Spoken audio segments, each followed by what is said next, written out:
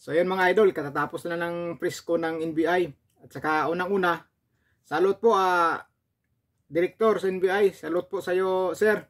Dahil talagang napaka-parehas nyo po. Talagang bilib po ako sa inyo. Hindi po kayo nagpapaano sa mga tanong ng mga media na talagang gusto nilang ipiktin si VP Sara. Sa mga tanong pa lang nila, paulit-ulit po. Pero bilib po ako sa inyo, sir, sa mga sagot nyo po. Talagang may panindigan po kayo sa batas. Kaya saludo po Sir Director sa NBI. Maraming salamat po at may panindigan po talaga kayo sa batas.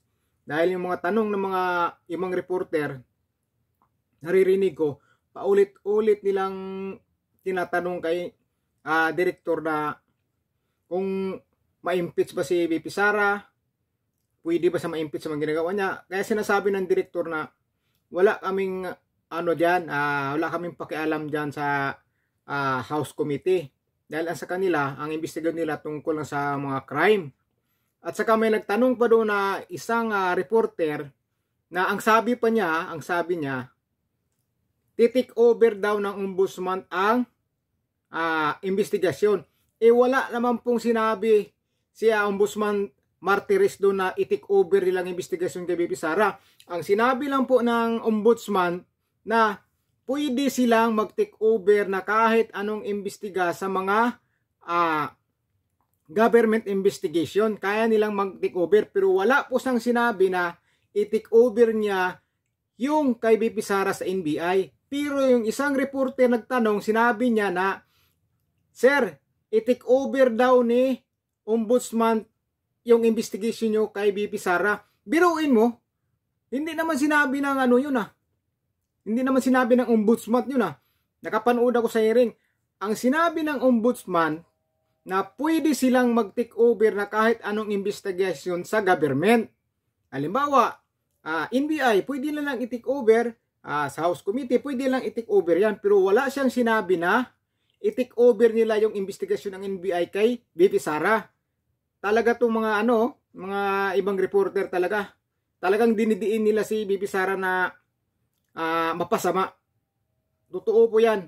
Dahil ang tanong nga kayo na paulit-ulit yung tanong, paulit-ulit. Sinabi na nga ng director ng NBI na hindi nila jurisdiction niyang impeachment.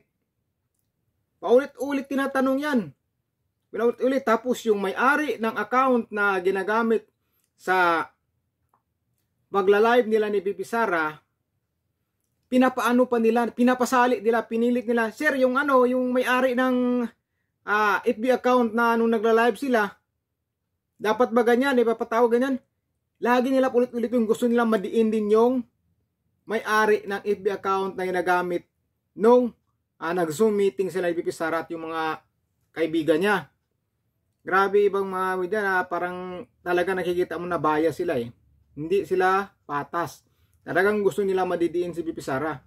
Yung tanong paulit-ulit sa impeachment, pero ang sagot ni NBI Director ay paulit-ulit yun. Kaya salute sa iyo, Director. Talagang bilib ako sa iyo. Talagang ang batas o saligang batas po ang sinusunod nyo po. Tapos yung sinasabi niya na, Sir, i-take over daw ng ombudsman yung investigation ng VP Sara. Sabi ni Director, yan, pwede yan dahil sa saligang batas. Mas gusto namin yan para wala kaming gagawin kay VP Sara.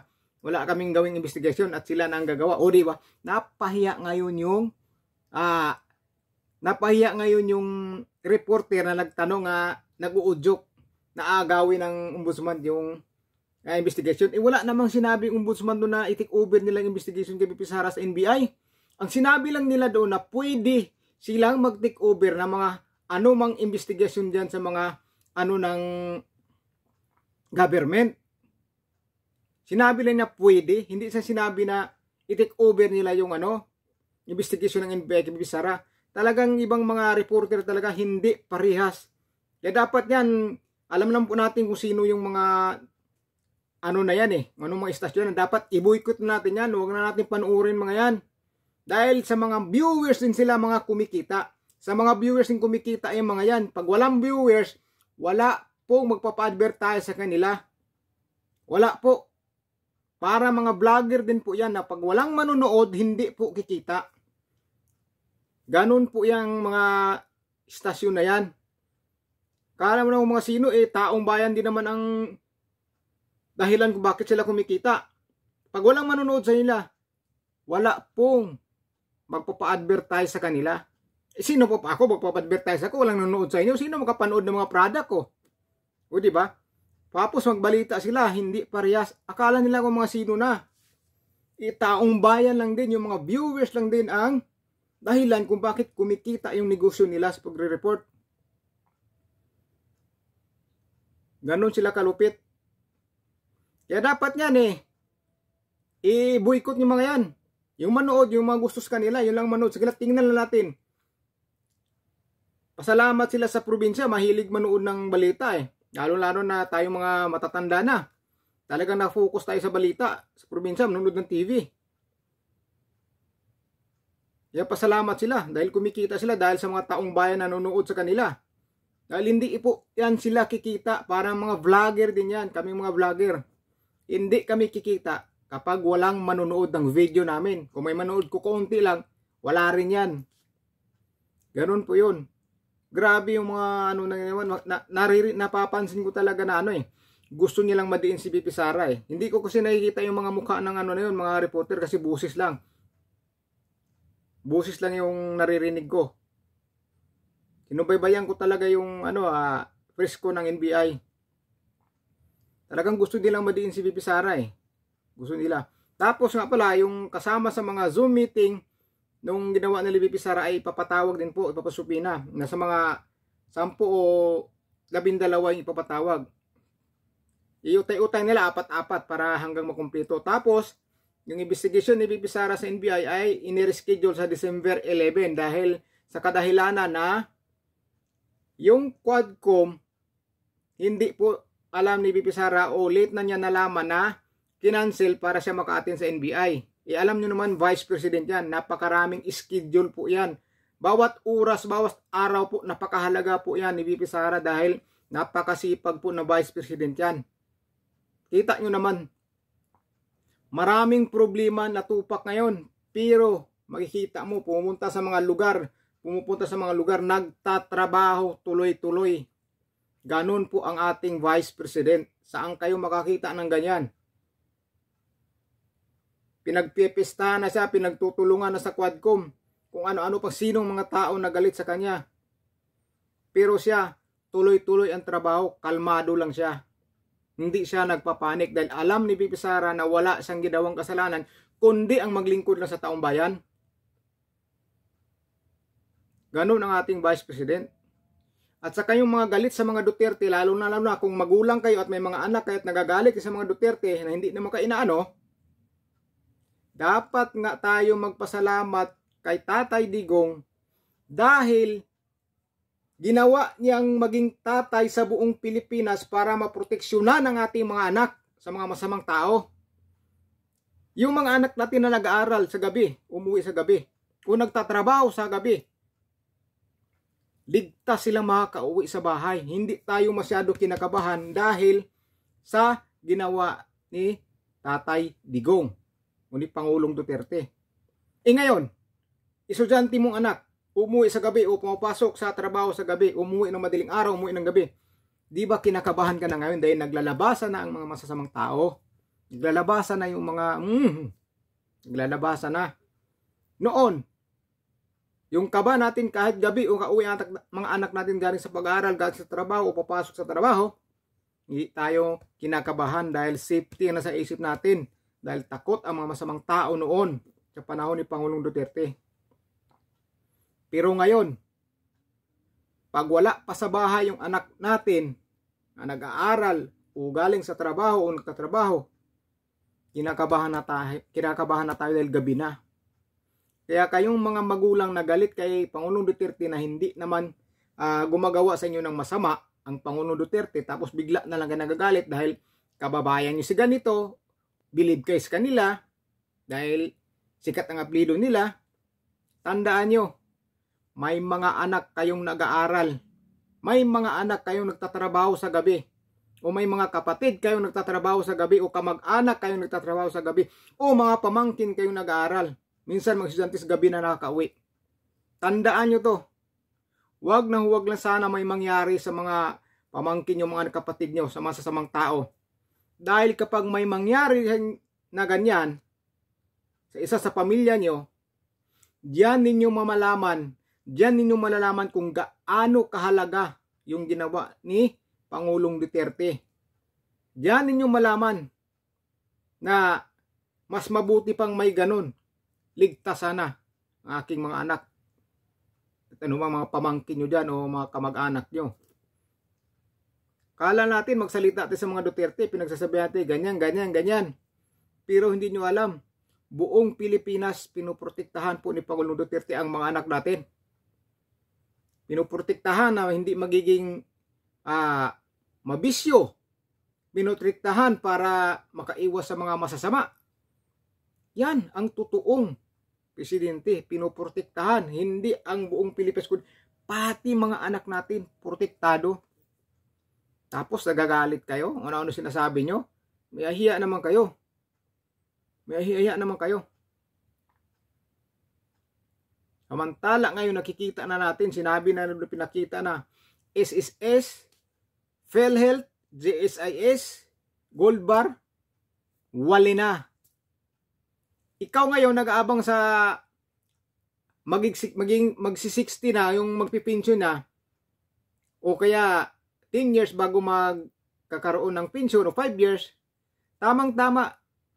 Pagdating mo na 60, wala ng pira isisis, ano magiging pensyon mo? Tandaan yan. Paano magiging pensyon mo kung nabankrupt na ang isisis at wala ng pera? Panay-dagdag ng contribution, wala naman. Hinuhut-hut naman. Ginukot-kot hanggang maubos. Ganun po yun. Magdadagdag ng contribution, akala mo lumalaki na yung pera, yung pala, kinukuha. O ngayon, kung mabankrupt yung SSS at ikay buong buhay ka naghulog, mula ka nagtrabaho, buong buhay ka naghulog ng SSS contribution mo, panay-dagdag pa, tapos pag retiro mo ng SSS, wala kang matanggap na pensyon dahil nabankrupt na, dahil naubos, ano ngayon gagawin mo? Tapos gagalit ka kay Pangulong Duterte. Ha? Ikaw, pag member ka ng GSIS, PhilHealth, pera, kinuha. Ngayon, pag nagkasakit yung pamilya mo, paano kung nabankrupt yung PhilHealth? Di wali na rin. Kawawa tayong taong bayan. Tapos, paprotekta tayo sa mga kurap. Nagagalit tayo sa mga taong pumuprotekta sa atin. Ako, ayaw ko mag-vlog ng mga ganito sana, pero parang hindi ko mapigilan yung sarili ko sa nakikita sa papanood ko sa mga balita Lalo na yung mga ibang balita na hindi tama, hindi talaga tama. Minsan napapanood ko yung mga interview ni Pangulong Duterte kay VP Sara. Pagdating nun sa balita, kinukuha nila maliit lang, hindi buo.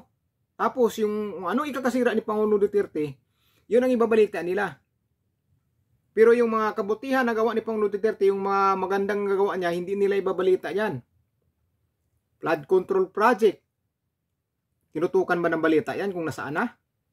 May tinatanong ba ng mga reporter ganyan, nasaan ang flood control project? Wala. Nung si Pangulong Duterte, nung pagpunta niya ng Senado, dumiretso sa may namatay sa landslide, ibinalita ba nila yun na ginawa ni Pangulong Duterte yun, na kahit galing doon sa investigation sa Senate hearing, pagkatapos gabing-gabi na, pumunta pa doon sa sa namatayan sa landslide? Binalita ba? May nakita ka ba sa TV doon na pinakita nila sa TV yun? Di ba? Wala. Yung mga kabutihan na ginawa ni Pangulong Duterte ngayon na kahit hindi na sa presidente, hindi nila pinapakita yan. Pero pagka may mga press con si Pangulong Duterte at may makita sila na sinabi ni Pangulong Duterte, babaliin nila yon at yun ang i-report nila para ma-din. Tapos, ang itatitle nila doon sa thumbnail nila o sa caption nila, basahin nyo. Doon pa lang, kitang-kita mo na, dinidiin si Pangulong Duterte. Ginagawang masama at saka si Pangulong, saka si Vice President Sara Duterte. Sa caption pa lang, makikita nyo na mababasa nyo na na padiin o parang ginawa nilang masama talaga itong mga Duterte. Nagawa naman nila yung mga walang isip mga tao. Buti pa yung mga vlogger. Buti pa mga vlogger.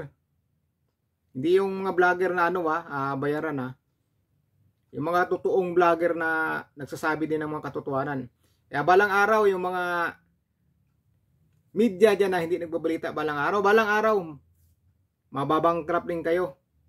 Matatalo kayo ng mga vlogger. Nagre-report nga kayo minsan galing sa mga video ng vlogger Galing sa mga video nakikita nyo sa social media Yun ang kinukuha nyong video, binabalita nyo Kala nyo ba hindi namin nakikita yan? Kaya mga idol, kaya mag-ingat po tayo. Huwag na masyado magtiwala. Kayo pong mga nanonood sa TV, sa balita, huwag po kayo masyado maniniwala sa mga sinasabi dahil minsan dyan, o minsan karamihan pagdating sa mga Duterte, huwag na po kayong umasa dyan na parehas ang binabalita nila. Huwag po kayong umasa.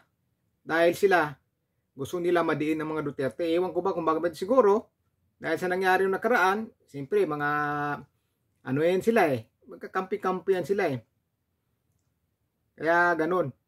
Yung mga reporter na makulit kanina talaga, may mga kukulit na babae na reporter, paulit-ulit magtanong ulit-ulit. Buti na lang yung NBI hindi nagpadala sa mga tanong nila. Talagang diretso yung direktor ng NBI sa mga sagot niya dahil may panindigan po si direktor ng NBI. May panindigan. Kaya salute talaga sa sir. Salute po sir. So yun lang binabalita ko sa inyo mga idol. Sa December 11, mga alas 9, alas 10 ang schedule ng pagpunta ni VP Sara sa NBI. Ayan, na-reschedule kasi. Tapos yung mga kasama na sa Zoom meeting, marami daw sila, mga 20 plus na daw sabi ng NBI kasi kinuha nila yung video. Tapos inano nila sa Facebook. Ipapatawag nila yung mga 10 kaya 12 doon na yung mga nagtatanong kay VP Sara sa Zoom meeting. Ipapatawag din po nila. Papadala nila ng supina. So, ngayon sa December 11 na sila po may schedule. Tapos may isa pang, may mga ano din, may reporter talaga na, paano kung hindi darating? Talagang gusto nila ipapakulong si VP Sara, yung mga reporter. Ang kulit, paulit-ulit ang tanong kung napanood nyo lang. Sa mga nakapanood, tingnan nyo kung tama itong mga sinasabi ko. Kaya sa yun lang mga idol, diyan natin makikita kung ano ba talaga, kung sinong tao o opisyal ng gobyerno na sumusunod po talaga sa saligang batas o nanindigan sa kanilang trabaho. Hindi yung mga binabayaran lang. Kaya yun lang mga idol, kung sana nagustuhan nyo itong video ko, sana pag-subscribe na po mga idol. Maraming salamat po sa inyo at ingat po kayo. God bless po.